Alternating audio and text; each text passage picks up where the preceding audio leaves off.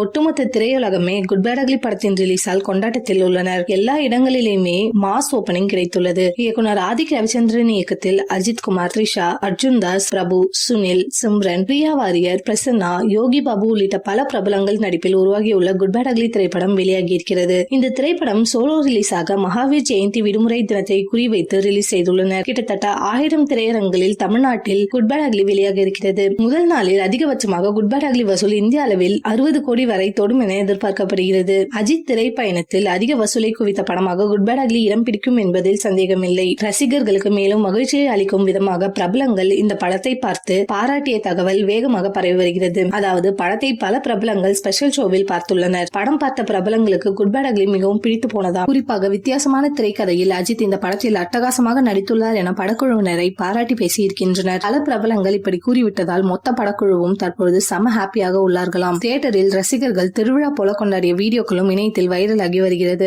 அஜித்குமார் நடிப்பில் இதுவரை வெளியான வெற்றி படங்களை விட அதிக வசூல் வேட்டை நடத்தி குட் பேட் அக்லி இந்த ஏப்ரல் மாதம் மிகப்பெரிய இண்டஸ்ட்ரி ஹிட்டை கொடுக்கும் என எதிர்பார்க்கப்படுகிறது. முதல் வாரம் 4 நாட்கள் ஹவுஸ்ஃபுல் காட்சிகளாக குட் பேட் அக்லி படம் ஓடினால் மிகப்பெரிய வெற்றி உறுதி. முதல் நாள் வசூலில் புதிய சரித்திரம் படைக்கும் என்பதில் சந்தேகமில்லை.